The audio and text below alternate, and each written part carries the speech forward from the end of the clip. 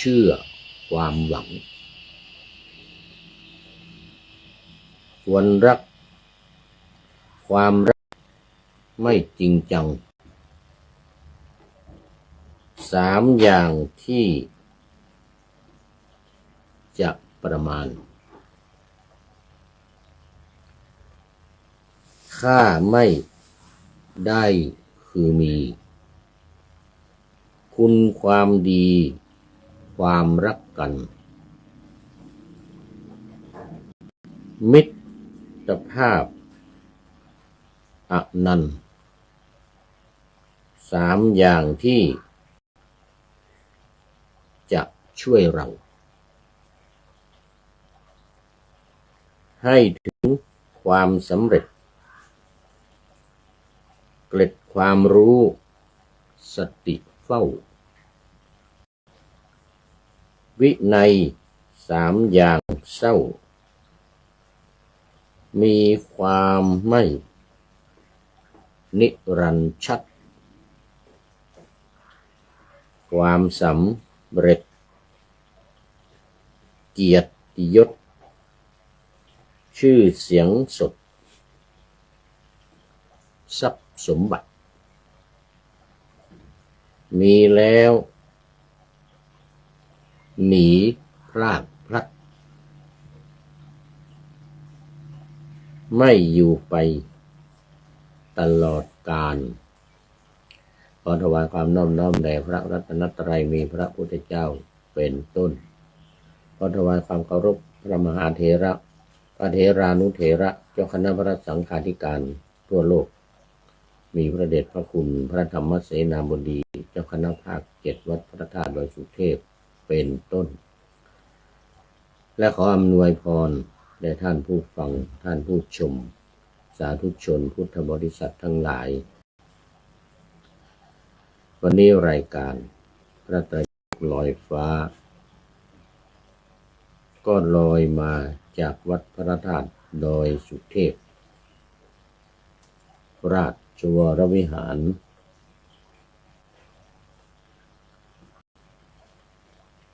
มีพระเดชพระคุณหลวงพ่อพระธรรมเสนาบดีเจ้าคณะภาค7เป็นเจ้าอาวาส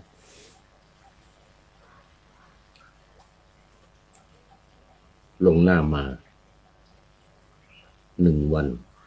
ผ่านทาง Facebook ไลฟ์สวัยเทพบุญและ MP3 ของวัดฝายหินมีท่านพระครูสมุวิวัฒน์วรกิจโยหัวหน้าทีมงานแอดมินเพราะว่าเดี๋ยวนี้ต้องผ่านทุกรายการต้องผ่านการทำแอป MP3 หมดจึงนำส่งสถานีวิทยุ สำหรับสถานีวิทยุก็เหมือนเดิม5 แห่งคือสถานีวิทยุพระพุทธศาสนาแห่งชาติและจริยธรรมวัดพระธาตุดอยสุเทพระบบ FM 96 เมกะเฮิรตซ์มีพระครูวรรณลบนามวงศ์พรหมเป็นผู้อำนวยการอาจารย์พระมหาประสิทธิ์ประสาธิโกเป็นหัวหน้าสถานีและอัตมภาพพระครูปริยัติยานุศาสตร์เป็นผู้บรรยายเป็นประจำทุกวันเวลา5 ทุ่มถึงเที่ยงคืน ค่อนข้างจะดึกหน่อยเขาเรียกว่ารอบมิดไนท์เรียกรอบมิดไนท์ตอนเที่ยงคืนตอนดึกรอบดึก2 สถานีวิทยุเพื่อการศึกษาพระพุทธศาสนาและวัฒนธรรมวัดฝายหินตำบลสุเทพอำเภอเมืองจังหวัดเชียงใหม่มีพระครูสมุวิสุวัฒน์วรกิจโยเจ้าอาวาสวัดฝายหินเป็นผู้อำนวยการนำออกอากาศเวลา 8 ถึง 9 นาฬิกาวันจันทร์ถึงวันศุกร์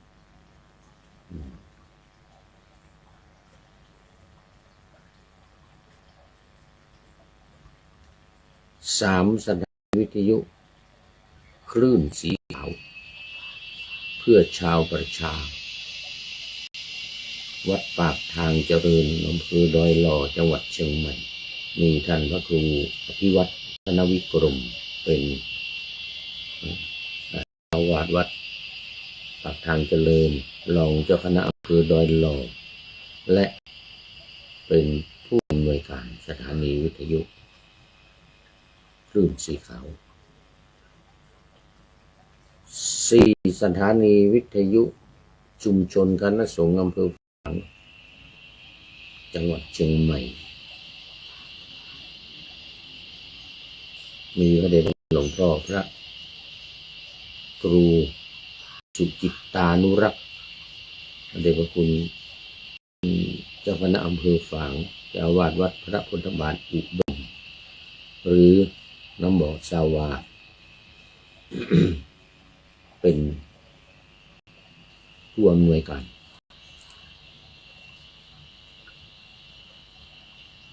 5 สุดท้ายสถานีวิทยุ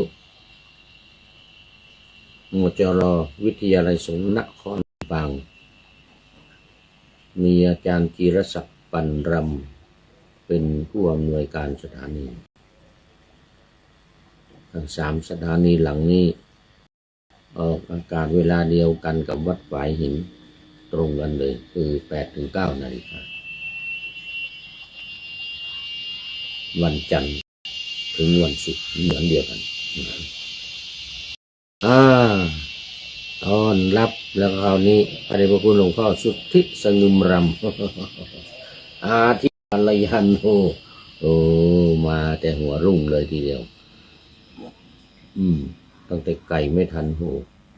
สุริโยยังไม่จับขอบฟ้าปะหน้าธรรมาสยังไม่เสร็จ หลวงพ่อเข้ามาแล้วขอบคุณหลวงพ่อเป็นอย่างยิ่งพร้อมด้วยหัวใจใสๆอำนวยพรให้แก่ผู้พูดวันเกิดวันอังคาร ขอบพระคุณอีกครั้งหนึ่งเป็นอาทิกัลยาโนผู้มีความงามในเบื้องต้นคือศีล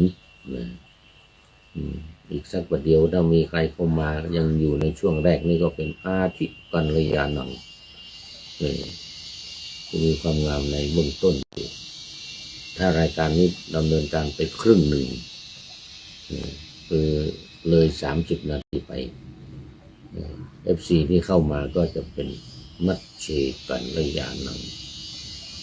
มีความงามในท่ามกลางคือสมาธิแต่ใครเข้ามาท้ายสุดเนี่ย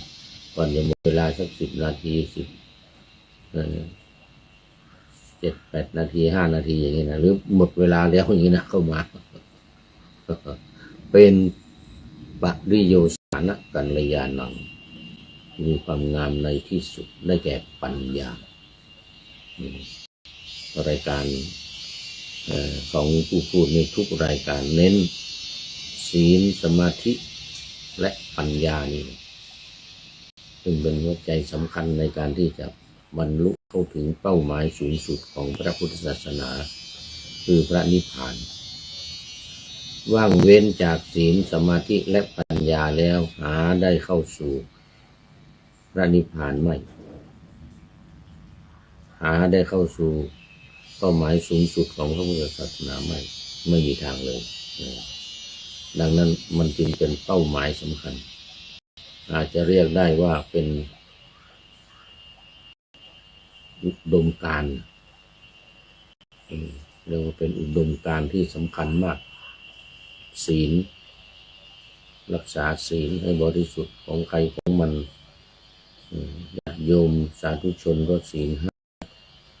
หรือศีล8เวลาไปเข้าอุโบสถศีลในวันพระ15 ค่ำ14 ค่ำหรือ15 ค่ำหรือแม้แต่วันขึ้นแรม8 ค่ำธรรมดาไปรักษาศีล8นี้ก็ได้หรือรักษาอยู่ที่บ้านใครบ้านมันนั่นแหละตั้งจิตอธิษฐานต่อหน้าพระพุทธรูปสมทาน สมาทานศีลนี่นะไม่ต้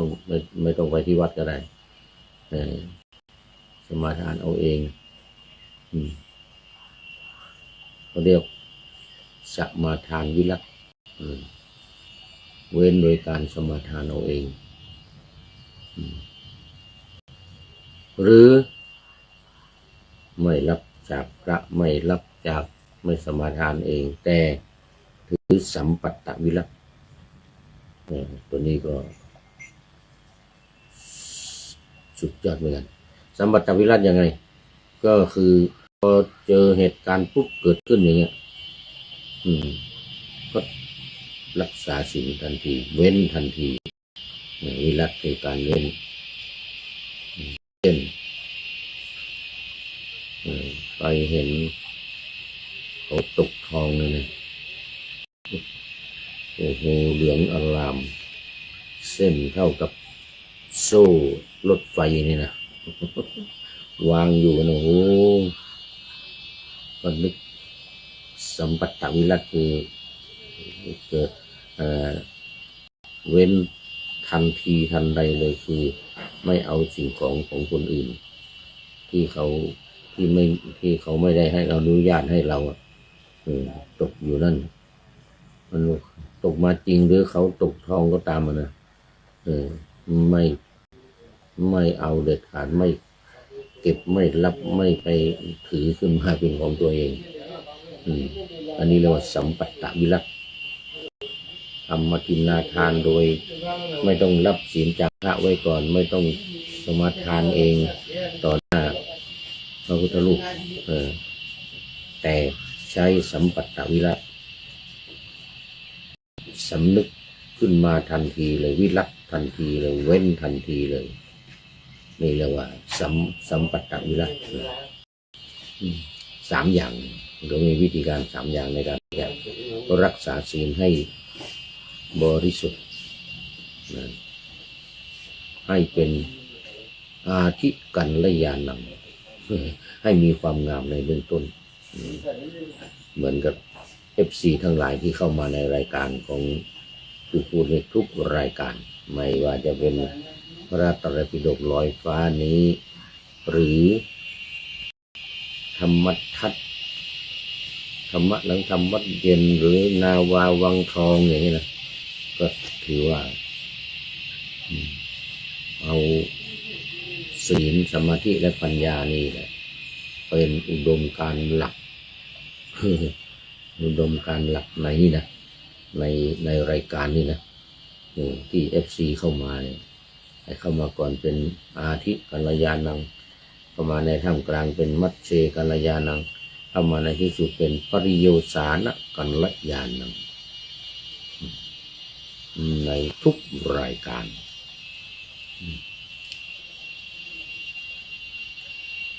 แล้วตอนนี้เข้ามาสู่เนื้อหากันสักทียังอยู่ในไตรปิฎกเล่มที่25เล่มที่25อัตถกถาพระวินัยปัญจมสมันตปาสาธิกาอัตถกถาพระวินัยเป็นปริวาลวรรณนาเกี่ยวกับบริวารทั้งหลายแต่ก็ไม่ใช่ว่าไม่สำคัญนะแต่ละเรื่องแต่ละอย่างนี่โหสำคัญทั้งนั้นเลยแล้วก็เอาที่สำคัญมาเอาที่มันไม่แจ่มแจ้งไม่กระจ่างมาอธิบายเพราะว่ามันเป็นเหมือนกับ dictionary นะอัตถกถาเนี่ยเท่าพจนานุกรมแต่พจนานุกรมเนี่ยเอาทุกตัวเรียงอักษรเลยตั้งแต่กอไก่ถึงหอนฮูกเรียงอักษรเลยคำอะไรมีบ้างเรียงขึ้นมาเลยแต่อัตถกถานี่คัดเลือกเอาที่สำคัญมาที่มันยากที่มันยังไม่แจ่มแจ้งไม่ชัดเจนเนื้อหายังไม่ชัดเจนใครไม่สามารถที่จะรู้อธิบายได้ก็มาดูในอัตถกถานี่วินัย8 เล่มเล่มที่1ถึงเล่มที่8พระไตรปิฎกตรงไหนไม่เข้าใจหรือตรงไหนมันยากเนี่ยนะก็มาเปิดดูอัตถกถา แก้ความอธิบายความหนึ่งเป็นเรื่องของธรรมะก็ไปอรรถกถาธรรมหรือธรรมะปทัตถกถานี่เลยธรรมะข้อไหนยังไงก็จะกระจายอธิบายเสริมเพิ่มเติมให้ชัดเจนแจ่มแจ้งนี่เรียกว่าอรรถกถาการกล่าวเนื้อความถ้าแปลตามศัพท์นะครับแปลว่าเนื้อความคาถาก็คือการกล่าวได้แก่การกล่าวเนื้อความโดยละเอียดบางอย่างบางสิ่งบางอย่างโดยละเอียดถี่ถ้วนอย่างตอนนี้ปัญจมสมันตปาสาธิกาอรรถกถาพระวินัยในเล่มสุดท้ายปัญจมะทั้งหมดมี5 เล่มตั้งแต่ปฐมสมันตะทุติยตติยจตุถะแล้วก็นี่ปัญจมะวันนี้ยังอยู่ในเรื่องของอะไรหนอแลนี่โสรสปัญหาโสรสปัญหาโสรสมหาวาระวรรณนาในอุปโตวิพังค์ว่ามา2-3 ตอนแล้วนี่ก็เป็นตอนเราจะอ่านเป็นสุดท้ายละ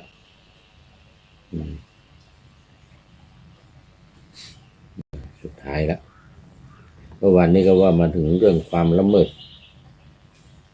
ชื่อว่าความไม่สังวรไม่สังวรก็คือไม่สำรวมความไม่ละเมิดชื่อว่าสังวรสำรวมสังวรดีเพราะว่าเยสังวัตติมีความว่าวินัยปิฎกและอรรถกถาของพระมหาเถระเหล่าใดเป็นคุณแคล่วคล่องทั้งหมดเป็นคุณที่สุดยอดแคล่วคล่องแคล่วเพราะว่าเตทาเรนติมีความว่าพระมหาเถระเหล่านั้นย่อมทรงไว้ซึ่งปฐมปาราชิกนั้นทั้งโดยบาลีทั้งโดยอรรถกถาทั้งโดยบาลีทั้งโดยอรรถกถาหมายถึงว่าคงไว้ซึ่งเนื้อความแห่งปฐมปาราชิกคืออาบัติปาราชิกที่ได้กล่าวมาตั้งแต่เบื้องต้นการเสพเมถุนเป็นปฐมปาราชิกรักษาไว้คือรักษาเนื้อความของปฐมปาราชิกนั้นบุคคลที่ไม่รู้วินัยปิฎกทั้งหมดจะไม่อาจทราบได้เพราะฉะนั้นพระมหาเถระจึงได้กล่าวเนื้อความของปฐมปาราชิกนั้นไว้ทั้งภาษาบาลีทั้งเนื้อความหรืออรรถกถาเพราะว่าเตทาเรนติก็เดี๋ยวเกณาพัตตังมีความว่าปฐมปาราชิกนี้ใครนำมาด้วยอำนาจบาลีและด้วยอำนาจอรรถกถาตลอดกาลจนทุกวันนี้อันนี้ก็เป็นการทบทวนว่าใครเป็นผู้นำมาบาลีนี่ก็คืออะไรเดี๋ยวไม่ใช่บาลีวินัยนี่ก็อธิบายโดยพระบาลีทั้งหมดเลย8 เล่มที่1ถึงเล่มที่8พระไตรปิฎกเนี่ยพระอุบาลีตอบคำถามทั้งหมดเลยเป็นผู้ที่ให้คำอธิบายอย่างแจ่มแจ้งชัดเจนแล้วพระเถระที่มาทำการร้องเนี่ยที่เราเรียกกันว่าสังคายนาเนี่ย ก็ร้องพร้อมกัน970รูปเลยนะเดี๋ยว497รูปที่นั่งอยู่ในที่ประชุมนะพอพระอุบาลีว่าจบพอพระอุบาลีว่าจบก็ทั้งหมดก็ต้องจำได้แล้วก็ว่าพร้อมกันเหมือนพระอุบาลีว่าถ้าไม่เหมือนว่าใหม่ใครว่าผิดใครตกไปตัวหนึ่งคำหนึ่งเอาว่าใหม่ทั้งหมดเลยนะแล้วนั้นมันจึงใช้เวลา7 เดือนในการทำสังฆายนารวบรวมออกมาแล้วก็ถาม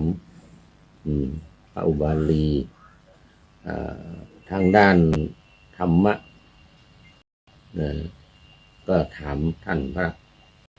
อานนท์เถระจึงได้ความชัดเจนแจ่มแจ้ง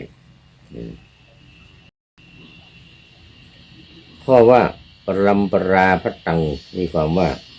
อันพระเถระทั้งหลายนำมาด้วยสืบลำดับกันสืบลำดับกันยังไงก็เล่า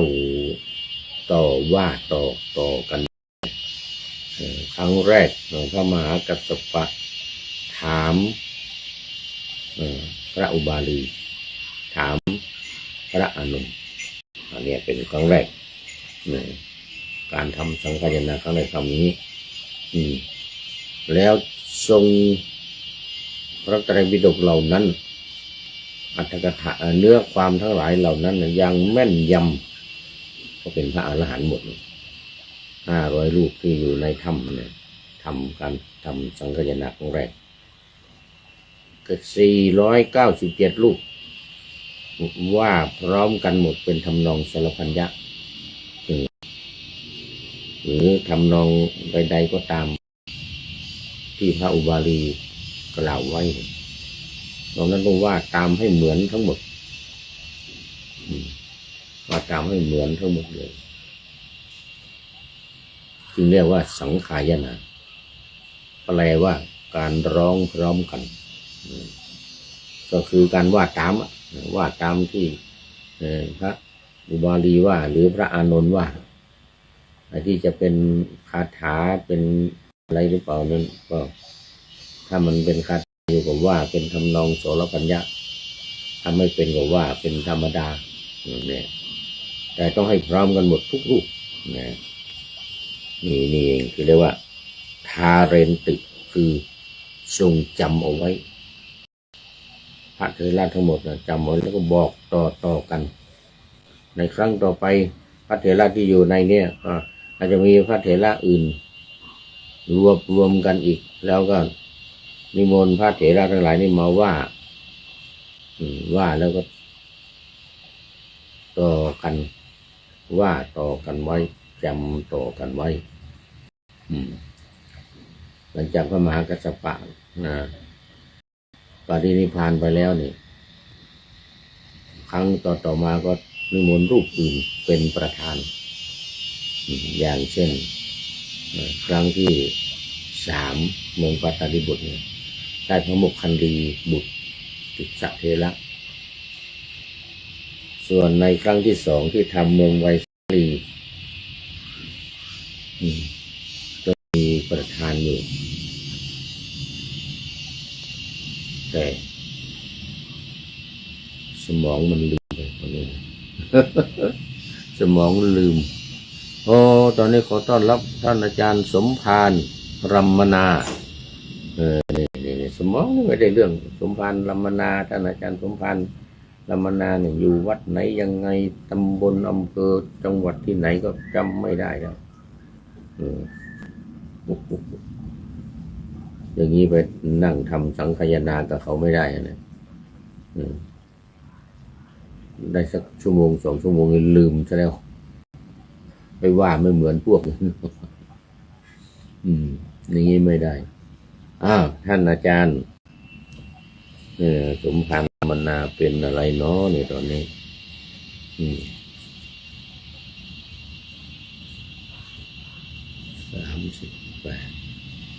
ยังเป็นใกล้จะเป็นมัชเช กัลยาณังแต่ว่าเป็นอาทิก่อนมันยังไม่ครึ่งมันยังไม่ครึ่งยังเหลืออีกเป็น10 นาทีเหลืออีกเป็น10 นาทีจะครึ่งรายการของเรานี่นะจะได้เป็นมัชเชกัลยาณังแต่ตอนนี้อาจารย์สมภารลัมมนาก็เป็นมัชเชมัชเชหรืออาทิขออภัยว่าผิดอาทิกัลยาโนเหมือนพระเดชคุณหลวงพ่อสุทธินุมรัมก็ยังอยู่ในเบื้องต้นมันยังไม่เกินครึ่งมันยังไม่ถึงมันยังไม่ถึงครึ่งยังไม่เป็นมัชเชมัชเชหรือมัชชิมะนี่แปลว่ากลางทำกลางเอาต่อไป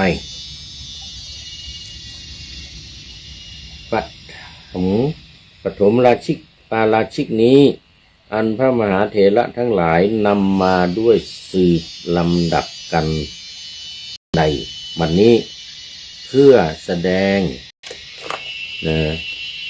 กิริยาที่สืบลำดับกันอันนั้นพระมหาเถระทั้งหลายครั้งโบราณจึงตั้งคาถาไว้โดยในมีคำว่าอุปาลิทาสโกเจวะเป็นต้นในคาถาเหล่านั้นคำใดอันข้าพเจ้าฟังแล้วคำนั้นข้าพเจ้าได้กล่าวแล้วในนิทานณวรรณนานั่นแหละอันนี้ก็เป็นการแจ้งความในเบื้องต้นแม้ในปุจฉาวิสัชนาทั้งหลายมีปาราชิกเป็นต้นถึงทราบวินิจฉัยโดยในนี้ชะนี้แหละต้องมีการถามกันตอบกันถามกันตอบนี่แหละแต่ที่สำคัญคือตอบเสร็จเรียบร้อยแล้วทั้งหมดต้องจำเหมือนกันหมดจำเหมือนกันว่าพร้อมกันจึงจะเป็นการสังคายนานี่ก็บัญญัติวาระวรรณนานี้จบตอนนี้จบตอนนี้เรามาเริ่มในหัวข้อต่อไปว่าด้วยวาระต่างๆว่าด้วยวาระต่างๆถัดจากนี้ไปวาระ7เหล่านี้คือกตาปฏิวานมีประเภทเป็นต้นว่าภิกษุเสพเมถุนธรรมต้องอาบัติเท่าไรวิปฏิวาระมีประเภทเป็นต้นว่าอาบัติของภิกษุผู้เสพเมถุนธรรมย่อมจัดเป็นวิบัติเท่าไร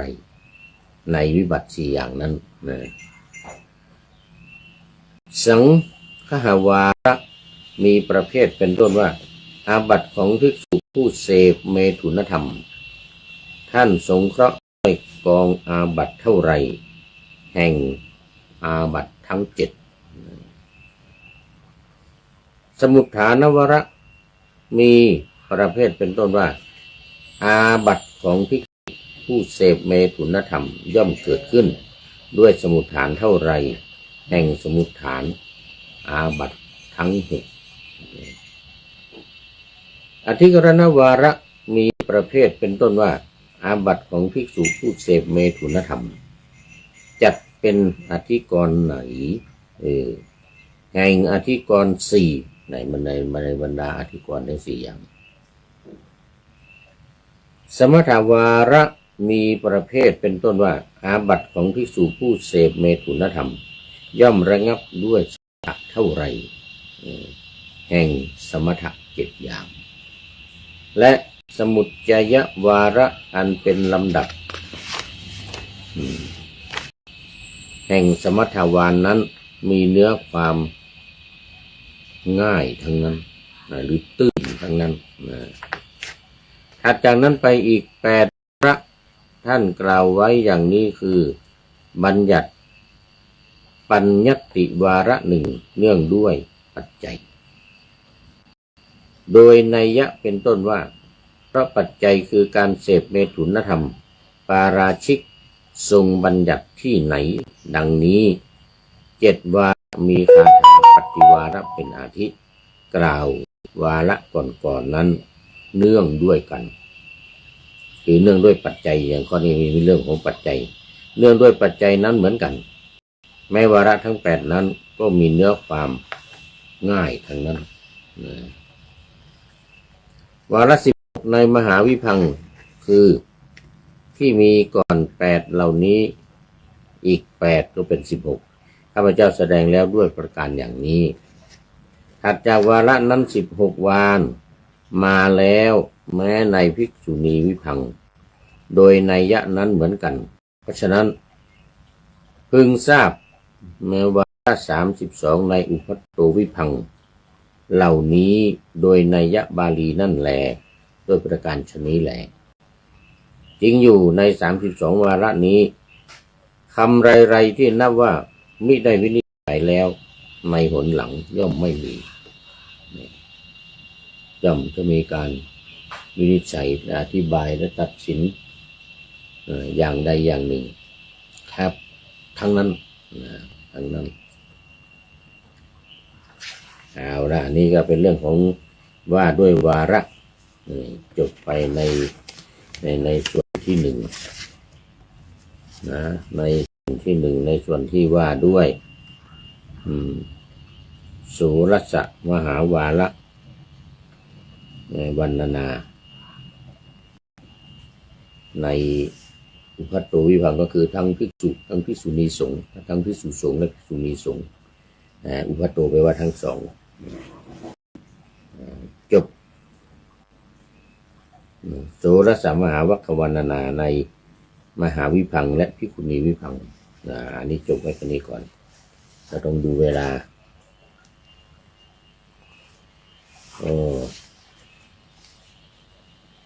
ยังต้องมี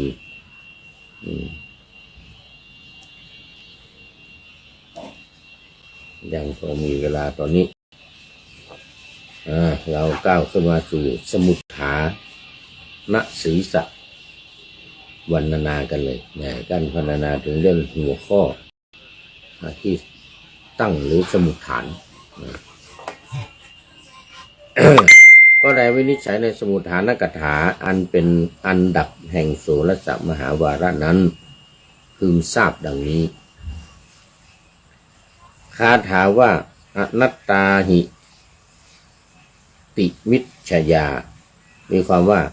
บัญญัติคือนิพพานท่านวินิจฉัยว่าเป็นอนัตตาเมื่อดวงจันทร์คือพระพุทธเจ้ายังไม่เกิดขึ้นเมื่อดวงอาทิตย์คือพระพุทธเจ้ายังไม่อุบัติขึ้นมาตรงนี้เรียกว่าเป็นอนัตตาเป็นต้นบทว่าสภาคธรรมานังได้แก่สังคตธรรมที่มีส่วนเสมอกันด้วยอาการมีอาการคือไม่เที่ยงเป็นต้น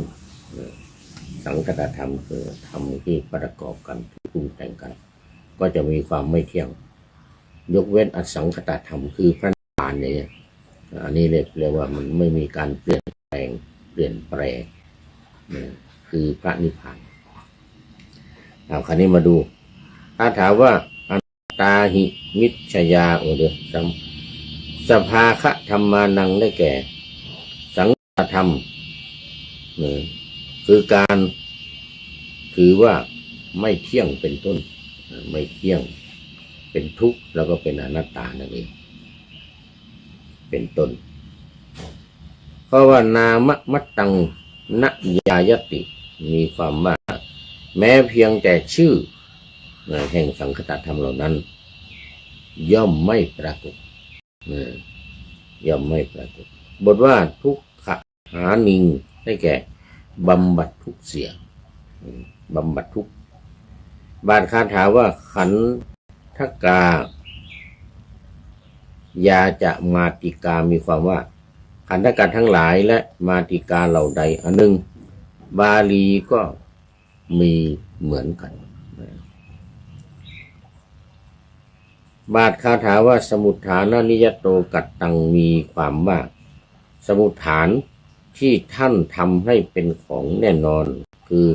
จัดเป็นหลักที่แน่นอนชื่อว่านิยตสมุฏฐาน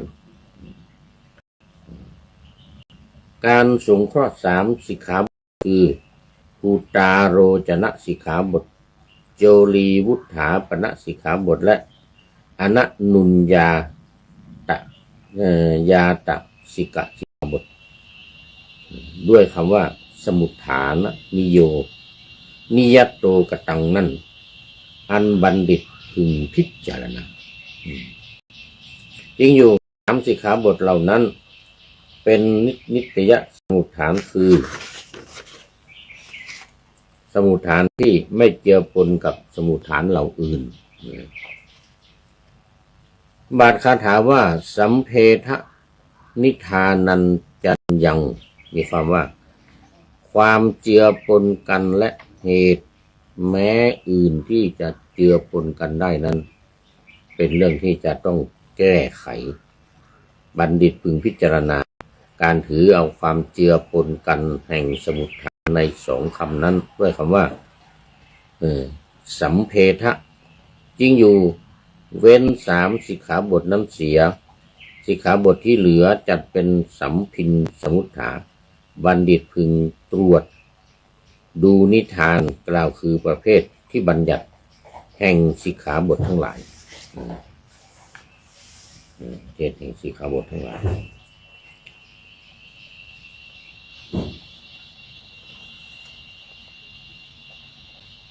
บาทคาถาว่าสุตเตคิดสันติอุปริมีความว่า3ส่วนนี้คือสมุฏฐานนิยมสัมเพศแล้วก็นิทานแห่งสิกขาบททั้งหลายเหล่านั้นย่อมเห็นได้คือย่อมปรากฏในสูตรเท่านั้นนะย่อมเห็นได้ย่อมปรากฏในสูตรเท่านั้นบรรดาสมุฏฐานนิยมสัมผัสและนิทานนั้นสมุฏฐานนิยมในสัมเพศในปุริมนยัยก่อนย่อมปรากฏในคำว่าย่อมเกิดขึ้นด้วยสมุฏฐานอันใดอันหนึ่งคือกายกับจิตเป็นอาทิส่วนนอกจากนี้ชื่อนิทานย่อมปรากฏในเบื้องต้นแห่งคำว่าพระผู้มีพระภาคทรงบัญญัติแล้วในกรุงเวสาลีในกรุงราชคฤห์ในกรุงสาวัตถีในเมืองอารวีในกรุงโกสัมพีในแคว้นสักยะทั้งหลายและในแคว้นพักขะทั้งหลายบัณฑิตฟังทราบว่าพักขะคำนี้จะปรากฏในพระสูตรซึ่งเป็นที่มาข้างหน้าเนื้อความแห่งคาถาวิกังเคทวีสุเป็นต้นพึงทราบดังต่อไปนี้ในวันอุโบสถภิกษุและภิกษุณีทั้งหลายย่อมสวดสิกขาบทใดอันพระผู้มีพระภาคบัญญัติไว้ในวิภังค์ทั้งสองข้าพเจ้าจะกล่าวสมุฏฐานตามความเป็นจริงแก่สิกขาบทนั้นท่านทั้งหลายจงฟังคำนั้นของข้าพเจ้าเถิดบทว่าสัญจริตานุภาสัญจะได้แก่สัญจรสัญจริตสิกขาบทและธรรมานุภาสนสิกขาบท2บทว่าอดิเลกันจะจีวรังได้แก่อดิเลกจีวรสิกขาบทที่อธิบายว่ากฐินนั้นขาดไปแล้วอย่างนี้นะ2บทว่าโลมานิปัทะโลทังโงดังได้แก่เอละกะโลมสิกะชาดกทั้งหลายและปัทะโสธรรมสิกขาบทเป็นต้นบทว่าภูตะสังวิธาเนนะจะได้แก่ภูตาโรจนสิกขาบทและการชักชวนเดินทางไกลบทว่าภัยยะเทสนะโสจินจะได้แก่ไทยสัทธสิกขาบทการแสดงธรรมแก่คนไม่เป็นไข้มีร่มในมือและจีวรผ้าพื้นใดพื้นหนึ่งอยู่ในมือนี่ถือว่าผิดสิกขาบทนะ2บทว่าอนะนุญญาตายะเตระสะมีความว่าสมุฏฐานเหล่านี้รวมกับการบวชสตรีที่มารดาบิดาหรือสามีไม่อนุญาต จึงเป็นสมุฏฐานที่13บาทคาถาว่าทะสะทิสาอิทะสเลแปลว่าในยุคอุพัตโตวิพังนี้สมุฏฐานทั้งหลายที่คล้ายกันแม้เหล่าอื่นย่อมปรากฏในสมุฏฐานหนึ่งในบรรดาสมุฏฐานทั้งหลาย13หัวข้อนั้นนะเอาละอันนี้ก็เป็นเรื่องเดี๋ยวต้องดู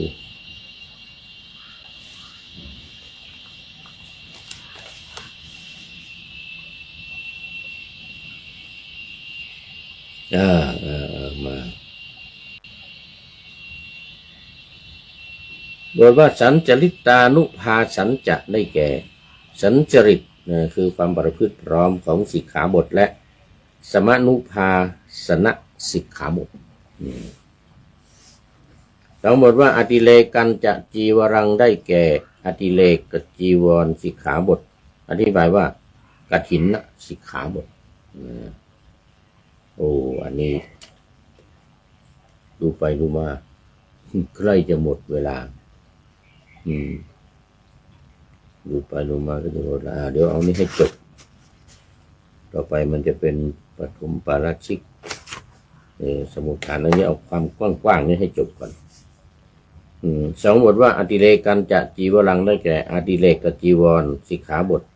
อธิบายว่ากฐินสิกขาอติเลกกับจีวรนี่คือจีวรที่เกิดขึ้นในภายหลังไม่ได้อยู่ในการทำจีวรนั้นเรียกว่าอติเลกเช่นผ้าอังสะเกิดขึ้นผ้าสบงเกิดขึ้นหรือผ้าสังฆติอะไรก็ตามที่มันเป็นกรณีพิเศษขึ้นมาสองบทว่าโลมานิปทะโสธรรมโมคือเอละกะโลมะสิกขาบททั้งหลายและปทะโสธรรมสิกขาบทบทว่าภูตะสังวิธาเนนะจะได้แก่ภูตาโลจนะสิกขาบทและการชักชวนเดินทางไกลบทว่าไทยะเทสนะโจลินจะได้แก่ไทยะสัทธสิกขาบทการแสดงธรรมแก่คนไม่เป็นไข้มีร่มในมือและไตรโจรีวุฒาปณสิกขาบทการแสดงธรรมที่สมมติว่าคนหนึ่งนั่งคนหนึ่งยืนอย่างนี้ก็ไม่ได้นะคนหนึ่งนี่คือแสดงธรรมคนที่ไม่เป็นไข้นี่ยืนถือร่มอยู่อย่างนี้นะเราไปแสดงธรรมอย่างนี้ผิดนะต้องเก็บร่มก่อน ถ้าฝนตกฝนตกก็หาที่พักหาที่หลบฝนสองบทว่าอนันนุญญาตายะเตระสะมีความว่าสมุฏฐานเหล่านี้รวมกับการบวชสตรีที่มารดาบิดาหรือสามีไม่อนุญาตจึงเป็นสมุฏฐานที่13ซึ่งตามที่ทรงบัญญัติก็คือว่าต้องได้รับอนุญาตก่อนจากผู้ปกครองหรือผู้ที่มีส่วนเกี่ยวข้องอยู่ด้วยเช่นเป็นพ่อเป็นแม่นี่ถือว่าเป็นผู้ปกครองถ้าจะบวชใครก็ต้องขออนุญาตพ่อแม่ก่อนแล้วมือต่อมาก็มีญาติปู่ป้าลุงอาอะไรทั้งหลายที่คอยดูแลอยู่นะยกเว้นว่ามีพ่อแม่นะถ้าไม่มีพ่อแม่อยู่กับปู่ย่าลุงอาทั้งหลายที่จะบวชเนี่ยจะต้องขออนุญาตก่อนจากผู้ปกครองหรือผู้ดูแลถึงไม่ใช่พ่อไม่ใช่แม่นะแม้แต่ในส่วนราชการในปัจจุบันเนี่ยก็ต้องฝ่ายปกครองอนุญาตให้ลาบวชนะเท่านั้นเท่านี้15 วันหรือ7 วันหรือ9 วันอย่างเงี้ยนะต้องได้รับอนุญาตก่อนถ้าไม่ได้อนุญาตก็ไม่ได้อย่างเป็นข้าราชการก็ต้องได้รับการอนุมัติจากหัวหน้าหรือโครงการหรือประธานนั้นจึงจะบวชได้นี่ตัวนี้เป็นตัวสำคัญอนุญาตายะแปลว่า พื่อการอนุญาตให้บาทคาถาว่าสัทธิสาอิทะ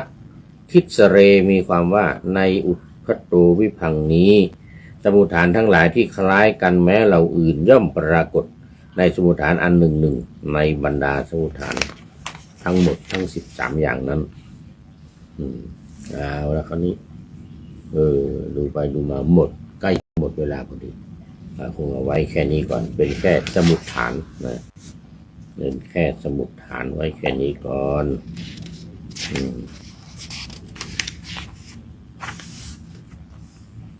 ที่เป็นหัวข้อสมุฏฐานนศีรษะสมุฏฐานนศีรษะที่เป็นหัวข้อเอาละ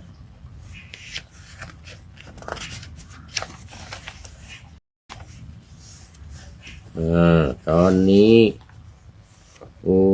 ท่านเห็นว่าแล้ว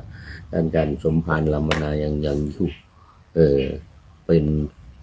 ปริโยสานกัลยาโนไปในตัวเอาละโมทนาเป็นอย่างยิ่งมาดูข้อคิดท้ายรายการวันนี้ได้จากผู้ใดหนอแล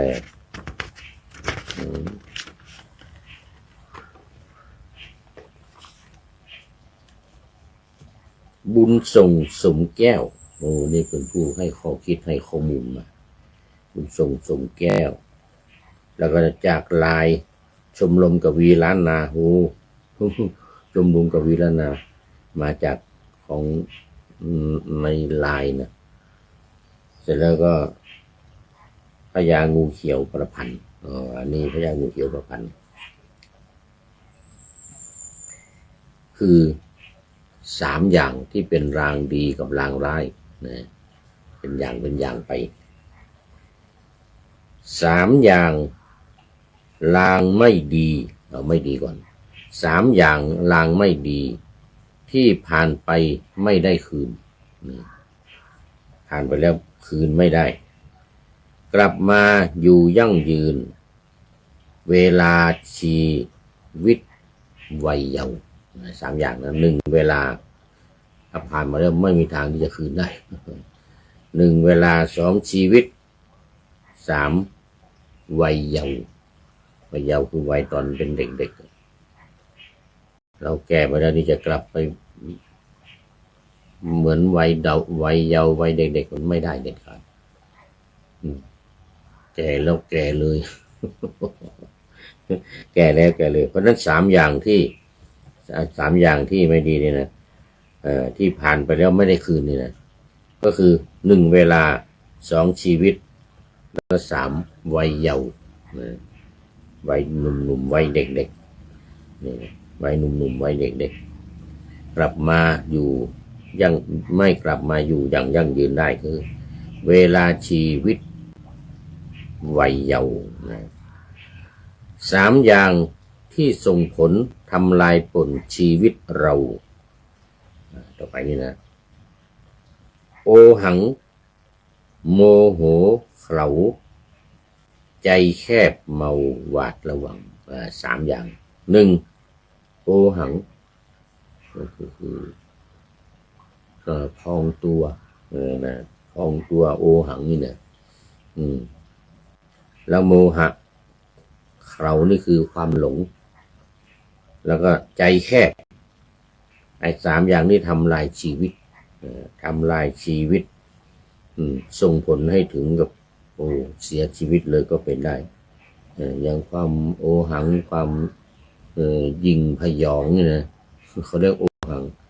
ยิงพยองพองตนพองตัวตายเอาง่ายๆเนี่ยนี่เรื่องนะแล้วก็โม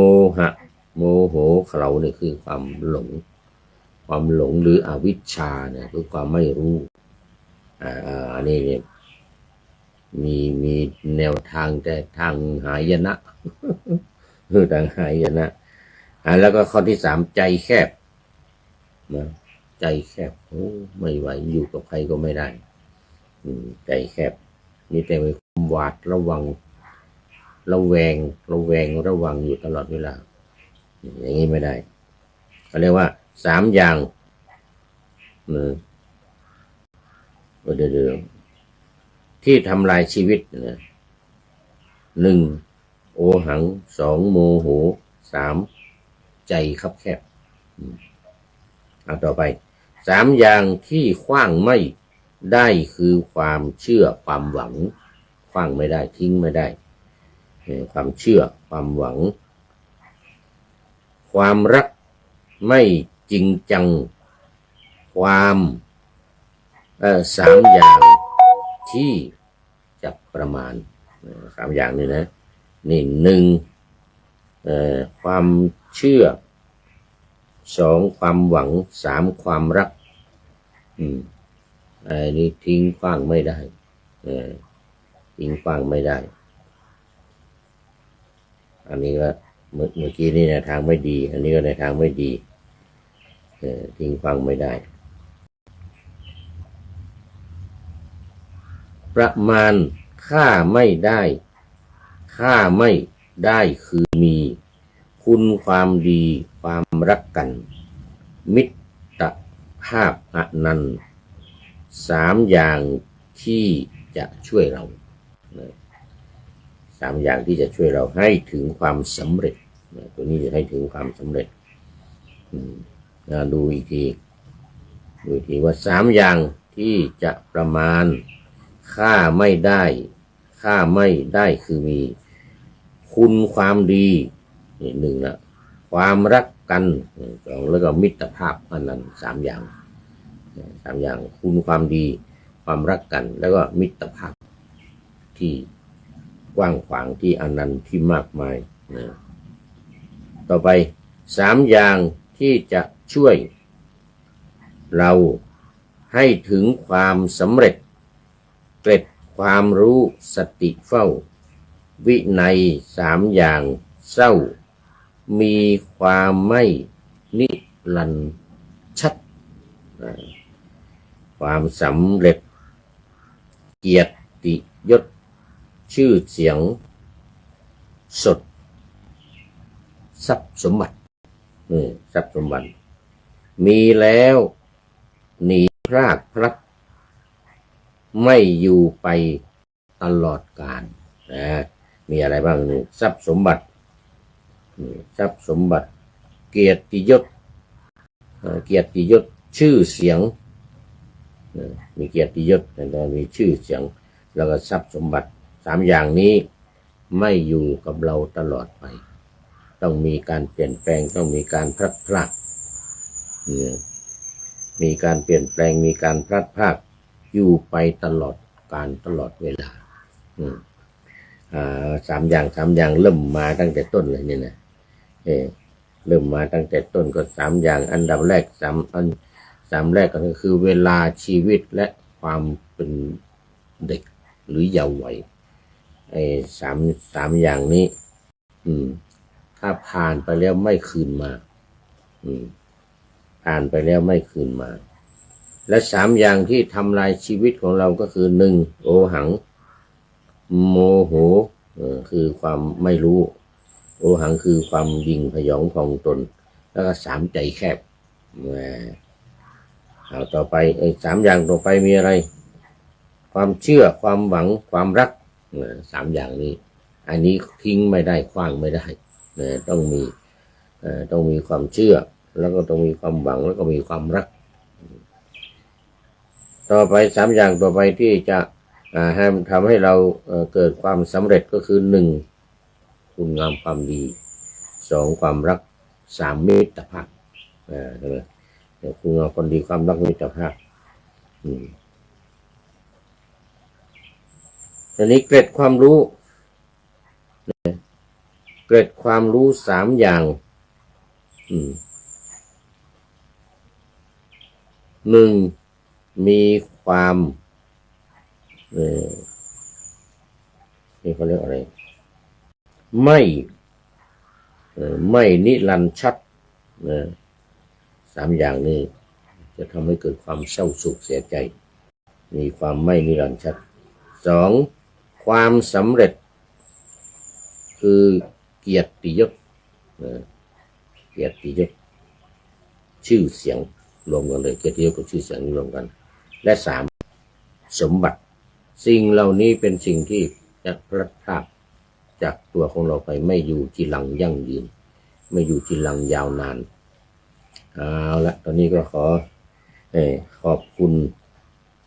ผู้ให้ข้อมูลคือบุญส่งสมแก้วอยู่ในชมรมกวีล้านนาผ่านไลน์ของชมรมกวีล้านนาแล้วก็พญางูเขียวผู้ประพันธ์พญางูเขียวผู้ประพันธ์เอาละวันนี้โมทนาขอบคุณกับคุณบุญส่งสมแก้วแล้วก็ชมรมกวีล้านนาชมรมกวีล้านนาไว้ณที่นี้เป็นอย่างยิ่งขอนำพระไตรปิฎกลอยฟ้าไปจากผู้ฟังทั้งหลายในโลกล่าวันต่อไปจะได้จรย้อนกลับมาสู่สถานีใหม่ให้ท่านฟังอย่าลืมเปิดวิทยุหรือเครื่องรับโทรศัพท์โมบายคอมพิวเตอร์ผัง YouTube เฟซเพจไลน์ให้ดังๆเพื่อชมฟังรายการวันต่อไปขอทุกท่านมีความสุขทุกคืนวันนำธรรมะประกอบการงานทั้งหลายเช่นขยันทำงานทางวาจากายใจขวนขวายกิจการงานนาบำเพ็ญสาธารณประโยชน์เว้นสิ่งที่มีโทษโปรดเยี่ยงสาประกอบแต่กรรมดีมีราคาแสวงหาเงินทองครองใจคนเสียสละพลทรัพย์นับมากน้อยไม่ให้ล้านก็ให้ร้อยไม่ด้อยผลเอื้อคนรวยช่วยคนยากฝากคนจนให้ทุกคนเท่ากันมาตรฐานเดียวขอเจริญพร